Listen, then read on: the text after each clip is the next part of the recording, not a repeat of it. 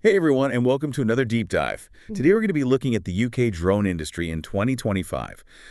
We've got some really interesting sources for this one, like predictions from a drone company founder's blog, some really cool infographics on drone registrations, and even links to official reports and news articles. Yeah, sounds like we've got a pretty diverse mix of perspectives to dig into. We do. So our mission today is to figure out where this whole UK drone industry is headed. The big advancements, the predictions, those challenges everyone keeps talking about, and of course the amazing opportunities this tech holds. It's definitely a dynamic landscape right now. I think what's really fascinating is how technology is advancing so rapidly, while at the same time regulations are trying to keep pace, and more people are realizing the potential of drones across so many different sectors. And this isn't just a UK thing, it's a global trend. It definitely feels like drones are on the verge of becoming a much bigger part of our everyday lives. The first thing that jumped out at me was the sheer size of the UK drone market. It's predicted to be worth a massive 1.2 billion by the end of 2025. That makes it the fastest growing drone market in all of Europe. It's hard to even wrap your head around that number. It's like saying the UK drone market will be bigger than the entire UK video game market by 2025. Wow, that's a great comparison. It really puts the economic potential of this sector into perspective. And when you look at the projected 12.7 billion EU market and the US market, which is already at $21.4 billion, it's clear that the UK is a major player in this global drone revolution. Those numbers are pretty mind-blowing. So what exactly fueled this explosive growth in 2024? Well, there were a few key developments in 2024. One of the biggest game changers was the rise of BVLOS operations, beyond visual line of sight. Basically, it means that drones can now fly beyond the pilot's direct vision, and that opens up a whole new world of possibilities. Okay, so instead of just those short-range flights, we're talking about drones flying long distances, like delivering packages across a city. Precisely. Imagine ordering a pizza and having it delivered by a drone that flies autonomously across town, navigating traffic and obstacles along the way. That's the kind of future BVLOS is enabling. I mean, that would definitely change things up a bit.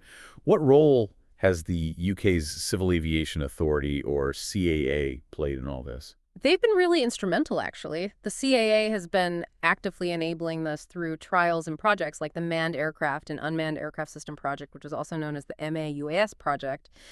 They're working hard to figure out how to safely integrate drones into our airspace, especially with BVLOS operations. It sounds like it's not just about having the technology, but also about using it responsibly and making sure everyone's safe. So what other cool innovations are pushing the drone industry forward? AI is huge. Artificial intelligence is making drones much smarter. AI allows them to perform tasks, autonomously analyze data more efficiently, and even make decisions in real time. So they're not just flying cameras anymore. They're becoming like flying AI assistants. You got it. Think about drones as these flying AI assistants that can do things like inspecting bridges for tiny cracks that humans might miss or monitoring crops for signs of disease. The applications are really quite incredible. Speaking of incredible, we can't forget about that Guinness World Record. 10,000 drones in a synchronized performance in 2024.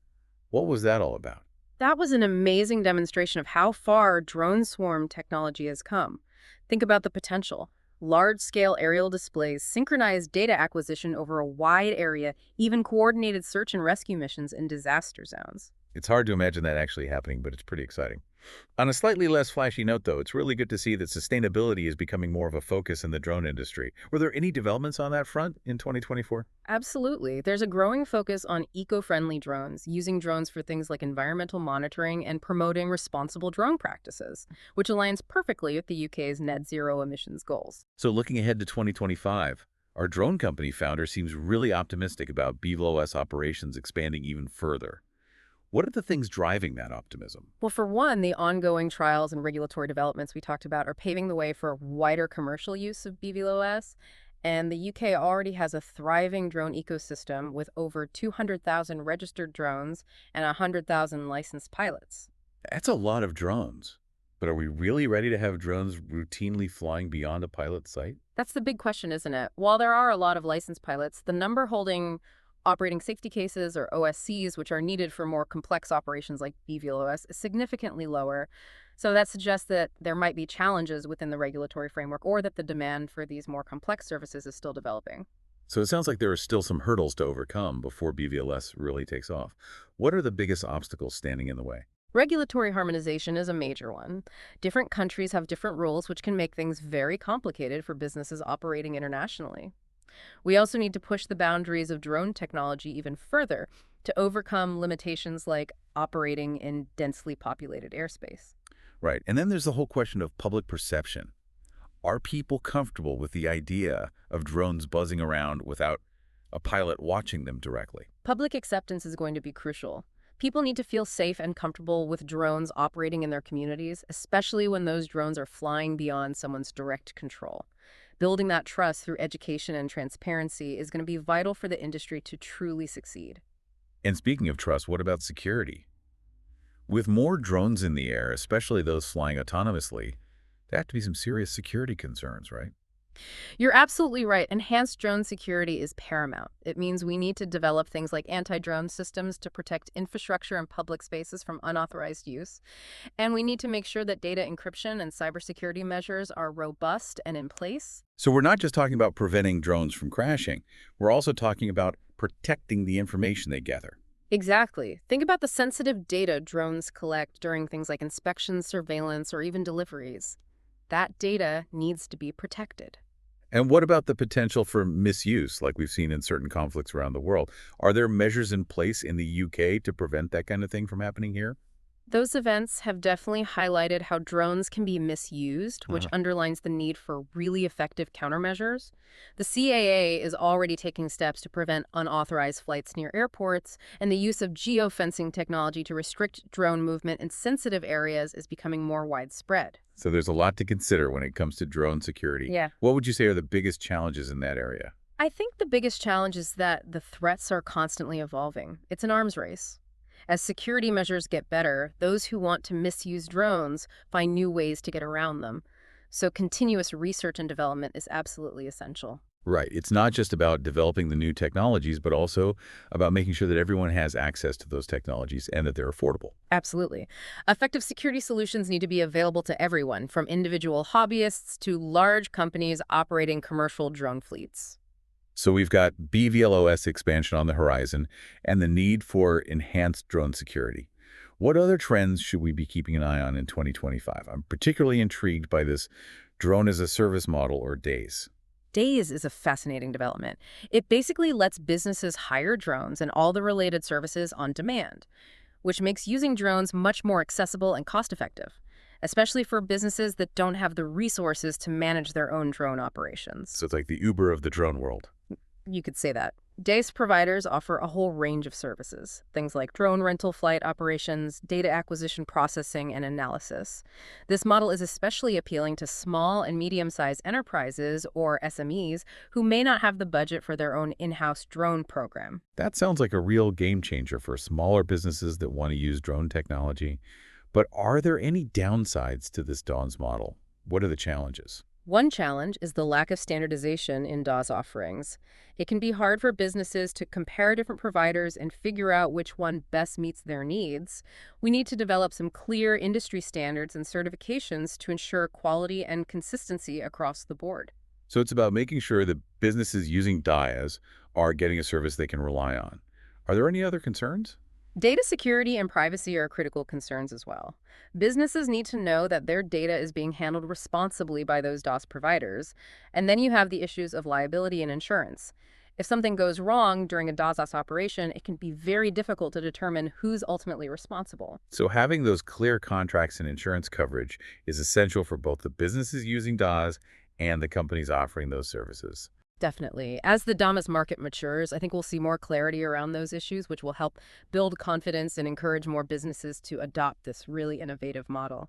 So we've got BVLOS, security DIAs, all big trends to watch in 2025. But none of this can happen without investment. What's the outlook there? The good news is that the drone industry is attracting more and more investment from both the public and private sectors.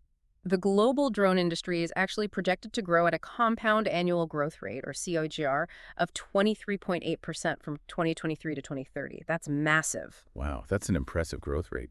What's driving all this investment in drones? I think governments around the world are really starting to recognize the potential of drone technology. Here in the UK, we have government funding programs like the Future Flight Challenge and the Drone Pathfinder Catalyst program, which are specifically designed to encourage innovation and development in the drone sector. And in the private sector, venture capital firms and tech companies are pouring money into drone startups and research initiatives. So there's a lot of money flowing into the industry, which is a good sign. But what are the challenges when it comes to attracting and maintaining that investment? Regulatory uncertainty can be a big roadblock. The rules and regulations surrounding drones seem to be constantly changing, which can make investors a bit hesitant.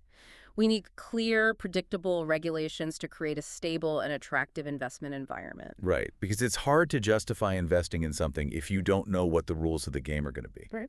Are there any other challenges? We still need to overcome some technological barriers, things like battery life, payload capacity, communication range. We need to see improvement in these areas to really unlock the full potential of drone technology and make it even more attractive to investors. And I imagine finding enough skilled people to work in this rapidly expanding industry is a challenge as well. That's a great point. We need more qualified drone pilots, engineers, data analysts, all sorts of skilled professionals to support this growth. Investing in education and training programs is going to be crucial to developing a skilled workforce that can meet the demands of the industry. So it sounds like there are definitely challenges ahead, but there's also a lot of positive momentum. Now, before we wrap up part one of our deep dive, we have to talk about the ever-changing world of drone regulations in the UK. Ah, yes, the evolving landscape of drone regulations. It's definitely a challenge for businesses operating under operational authorizations or OAs, especially those Dyson providers we were just discussing. I understand that the CAA is transitioning to a new process based on something called the Specific Operations Risk Assessment, or a SORA methodology. Can you tell us a bit more about this shift and what it means for drone operators? Sure. The CAA is moving away from OAs and toward this new SORA-based application process. It's scheduled to roll out in 2025. It's basically a more comprehensive and detailed way of assessing and mitigating the risks involved with drone operations. Can you break down the SORA process for us? What are the key things drone operators need to do? Well, there are several key steps. First, operators need to calculate the air and ground risk for their planned operation. They need to consider things like the drone's size and weight, the location of the operation, how densely populated the area is, and other relevant factors. Then, based on that calculated risk, they determine what's called the Specific Assurance and Integrity Level, or SAIL. SAILs range from 1 to 4, with 4 being the highest risk level, which requires the most stringent safety measures. So the higher the risk, the stricter the safety requirements. Exactly. Once they figure out the SAIL, they need to identify the Operational Safety Objectives, or OSOs, that are relevant to their operation.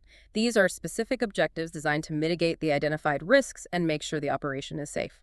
For example, an OSO might be to keep a certain distance from populated areas or to have a backup system in place if communication fails. So it sounds like there's a lot involved. What happens once I've identified the OSOs? The next step is to show that they are actually complying with the OSOs. This means providing evidence that the drone, the pilot, and the operating procedures all meet the required safety standards.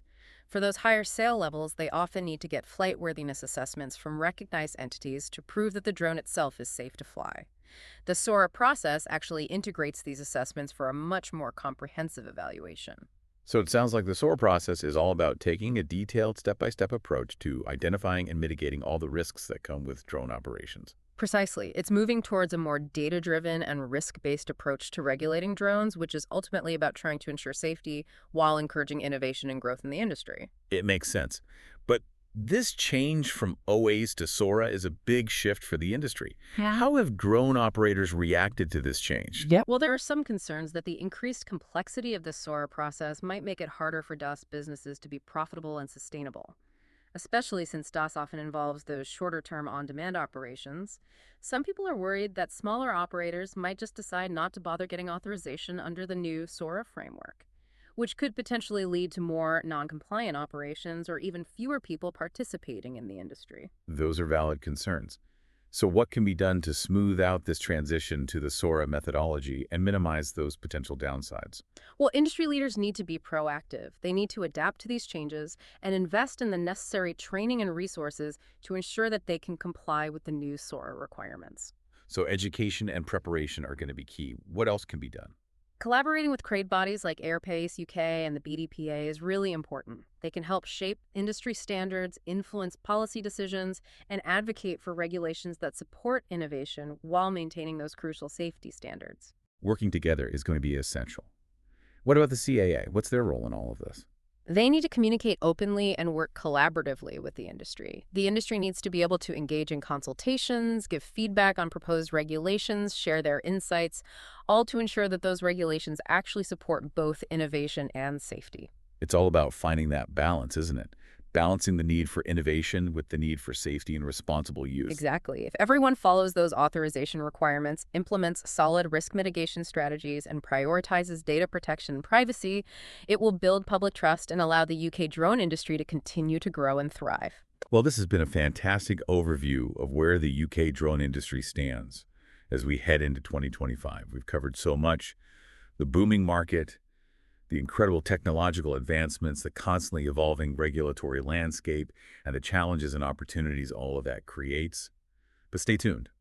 In part 2, we're going to dive even deeper into those fascinating developments and predictions for this pivotal year in the drone world. Welcome back, everyone. Ready for part 2 of our exploration of the UK drone industry in 2025? I am. Great. In part 1, we talked about the crazy growth of the market, seeing all the incredible tech advancements and those constantly changing regulations. Now I want to get a little more specific. Let's talk about some of the big predictions for this year. What's got everyone buzzing in the drone world? Well, there's definitely a lot to be excited about. One prediction that really stands out to me is the growth of drone delivery services. We've been hearing about it for ages, but 2025 feels like the year it could really start to happen. The UK government is actually really backing those trials to see how drones can help with their net zero goals. So I think we'll be seeing a lot more pilot projects and even some real-world deliveries starting up this year. Drone delivery has definitely been a hot topic for a while, but it's always seemed like it's just around the corner and then it never quite arrives. So what's different about 2025? What's going to make it more of a reality this time? I think the big thing is advancements in BVLOS technology. Remember we talked about drones flying beyond the visual line of sight? Well, that's really important for drone deliveries because it means those drones can cover much greater distances and they can navigate those more complicated environments like cities with tons of buildings and obstacles. So it makes them much more suitable for all kinds of different delivery tasks. So we're not just talking about dropping a package in someone's backyard anymore. It's more about those really complex delivery routes and destinations. Right. You could have drones delivering medical supplies to really remote areas that are hard to get to by road. Or they could be moving goods between warehouses or distribution centers all over a city. We might even see drones playing a part in emergency response efforts. Quickly bringing those crucial supplies to areas hit by a natural disaster or something. That's incredible. But what about the public? How do people feel about drone deliveries? Are we really ready to just have packages dropped on our doorsteps by these flying robots? Yeah, that's a really good point. Public acceptance is going to be huge for drone deliveries to really take off. Things like noise pollution, privacy concerns, even just the visual impact of having all these drones constantly flying around. These are things the industry really needs to think about and address. It's not just about the technology itself. It's about how it fits into our communities and how it affects people's lives.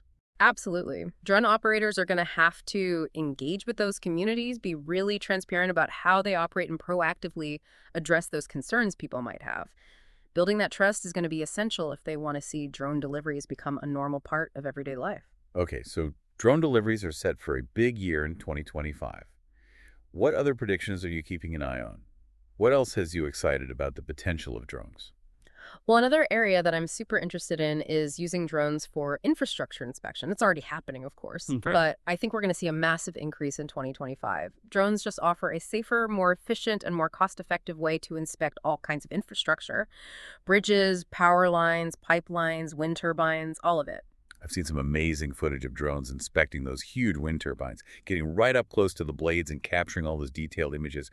It just seems so much safer than sending people up there. It is. And it's not just about safety either. With AI and those advanced sensors integrated into the drones, they're getting really good at detecting even those tiny defects or anomalies that human inspectors might miss. So it's not about replacing human inspectors altogether. It's more about giving them those really powerful tools and making their jobs safer and more efficient. Exactly.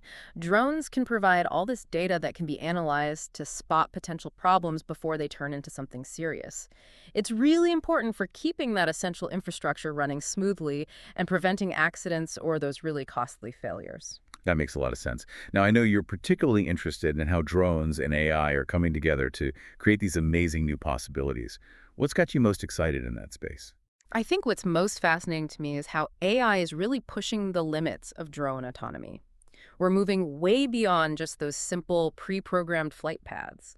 We're now starting to see drones that can adapt to environments that are changing. They can make decisions in real time based on the data they're collecting. And they can even learn from their experiences to get better over time. So we're talking about drones that are actually intelligent, drones that can operate with very little human intervention. That's right, and this opens up all sorts of incredible possibilities. Imagine a search and rescue mission in a really dangerous environment. An autonomous drone could quickly and safely find survivors and give vital information to those first responders. Or think about drones that can autonomously monitor crops, identify areas that need attention, and then apply things like fertilizers or pesticides with incredible precision. That's amazing. But with all this increased autonomy, there must be concerns about safety and control, right? Hmm. I mean, if drones are making decisions on their own, how can we be sure they're doing the right thing and staying safe? That's a really important consideration, and the industry is very aware of those concerns. As drone autonomy keeps advancing, we need to develop really strong safety protocols and those fail-safe mechanisms. We have to make sure that these intelligent machines are operating within very specific parameters and that there's always a way for human operators to step in if they need to. It's about finding that balance, isn't it? Harnessing the power of AI, but keeping that human oversight to ensure everything is safe and being used responsibly. Absolutely. And this is where those ethical considerations come into play as well. As we develop these incredibly sophisticated autonomous drones, we need to be asking ourselves some tough questions about accountability and responsibility and how these technologies might impact society as a whole. It's definitely a lot to think about. Yeah. But it's important to be having these conversations now while this technology is evolving so rapidly. For sure. The future of the UK drone industry is full of incredible promise, but we have to be aware of both those opportunities and those challenges that come with this rapidly changing technology. Okay, so we've covered some of those big predictions for 2025.